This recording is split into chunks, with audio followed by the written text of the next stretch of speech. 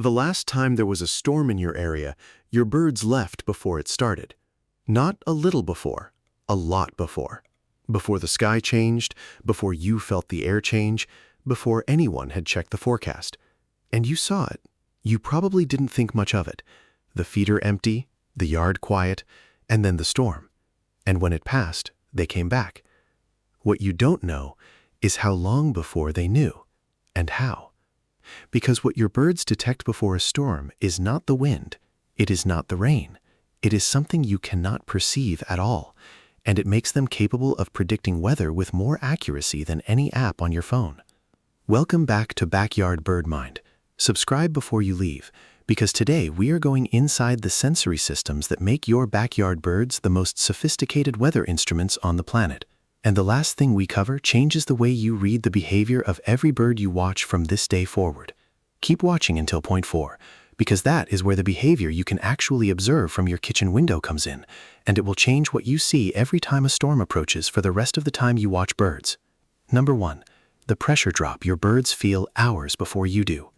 The most fundamental difference between what a bird experiences before a storm and what you experience comes down to a structure in a bird's inner ear called the Vitali Organ. The Vitali Organ is a pressure-sensing structure that detects changes in barometric pressure with extraordinary sensitivity. Research published in the Journal of Experimental Biology has documented that birds can detect pressure changes as small as 1 hectopascal, a change so subtle that human ears register nothing, and that most standard barometers take significant time to confirm. A typical approaching low-pressure storm system begins dropping the barometric pressure many hours before the storm arrives. Hours during which the human beings in its path have no physical sensation of anything changing. The sky may still look clear, the air may still feel calm. Your birds know. The moment barometric pressure begins to fall, the Vitali organ sends a signal. The bird's behavior begins to change in response to information your own nervous system cannot access. This is not instinct in the vague sense people sometimes mean. It is a real-time sensory reading of the atmosphere, processed and acted on before any human in the same location has any physical awareness that weather is coming. Think about the last time your feeder emptied out for no obvious reason.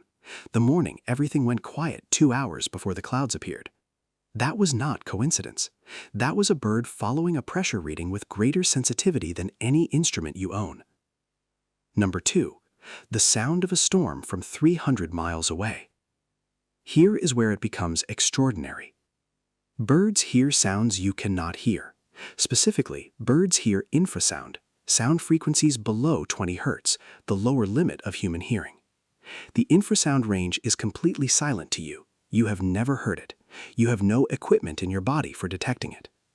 A major storm system, a hurricane, a severe thunderstorm complex, a large low-pressure system moving across the continent, produces infrasound as it develops.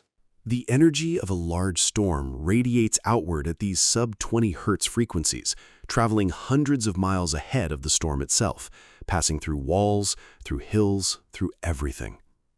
Research from the University of California studying bird responses to infrasound found that some species can detect and respond to storm-produced infrasound at distances of up to 500 miles from the storm. Birds begin to respond to a storm that is still 2 states away. This is why the timeline you observe from your backyard feels so strange. Birds disappearing hours before anything visible happens is not a sensitivity to weather. It is a response to a sound the storm is making before it arrives, from a distance you cannot see on a clear day. When your yard goes quiet in the morning and there is nothing on the radar, there may be something on the radar it has not found yet. Here is the part that most people find hardest to believe. Stay with it. Number 3. The magnetic signal that arrives before the clouds.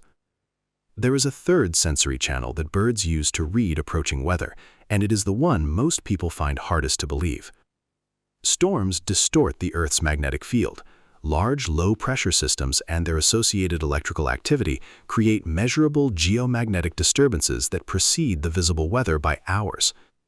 The same magnetic sensing system that birds use for navigation, the cryptochrome-based magnetoreception in their eyes, and the magnetite deposits in their beaks, is also sensitive to these disturbances.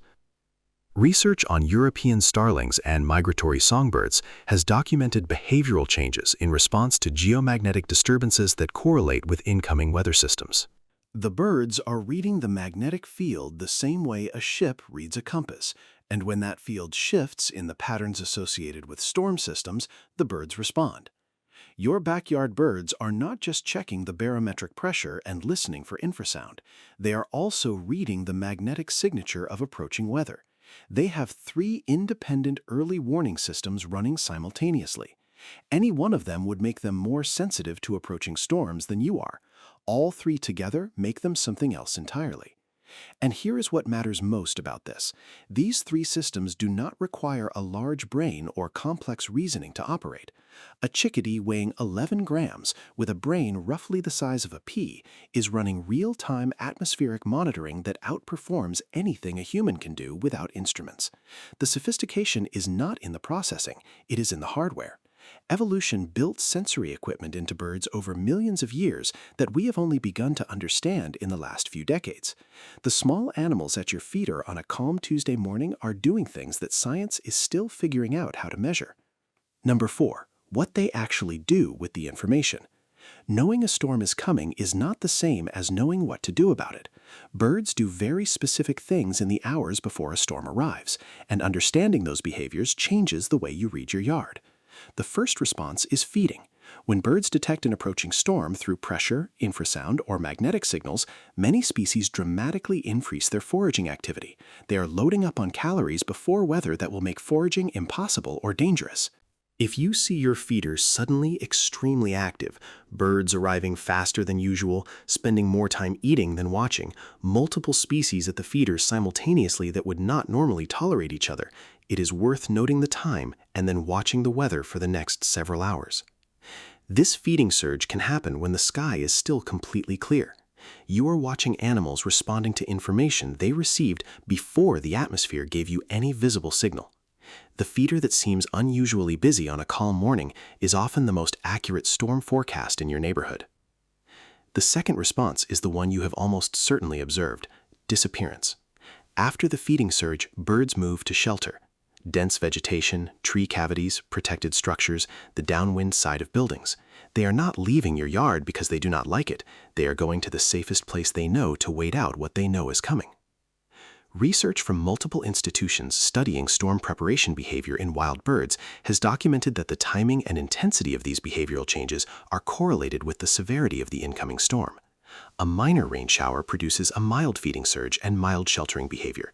A significant severe weather event produces a dramatic, rapid disappearance that happens hours earlier and with a completeness that can feel startling.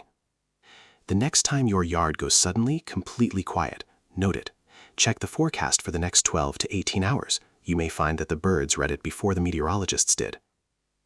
Number 5. What comes back and what that tells you. The storm passes, the pressure rises, the infrasound quiets, the magnetic field settles, and the birds come back. What you may not have noticed is the order in which they return. The timing and sequence of birds returning to your yard after a storm is not random. It follows a pattern that reflects the species' specific relationship to risk and energy. Small, high-metabolism birds like chickadees and titmice are often among the first to return because they cannot afford to wait. A chickadee has such a high metabolic rate that it can burn through its fat reserves in a matter of hours during cold or wet weather.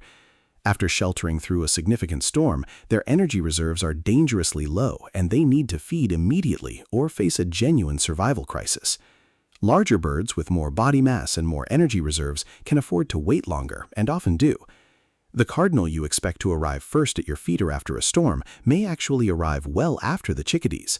The hierarchy of post-storm return is largely a story of who can least afford to wait. Watch this the next time a significant storm passes your yard. Watch who returns first and how urgently they feed. The bird that arrives first and feeds most aggressively is the bird that came closest to its energy limit while waiting out what the others had told it was coming. Because they told each other. The alarm calls that circulate through a yard before a storm, the calls that silence the normal morning activity and signal the shelter behavior, are not just individual responses, they are communication. The birds in your yard are sharing the information their sensory systems are receiving, calling the others to shelter when any one of them reads the signal clearly enough. Your yard is running a weather network you have never been able to hear. The feeder goes empty. The yard goes quiet. The storm arrives.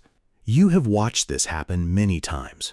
You probably filed it under coincidence, under something birds just do, under the general category of things that happen in a yard without explanation. What you were actually watching was one of the most sophisticated environmental sensing systems on the planet, running in the small bodies of animals that weigh less than a handful of change. 3 sensory channels you do not possess, a communication network you cannot hear, a weather prediction that was more accurate than the forecast on your phone. Your birds detected the pressure falling. They heard the infrasound from hundreds of miles away. They read the magnetic signature of the approaching low. They called to each other, and they moved to shelter with enough lead time to survive what was coming, hours before the first drop of rain. They do not know what barometric pressure is.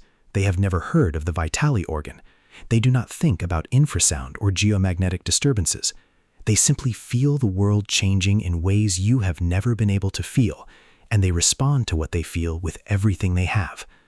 And when it is over, they come back to your feeder, because your yard is the place they decided is worth returning to, every time.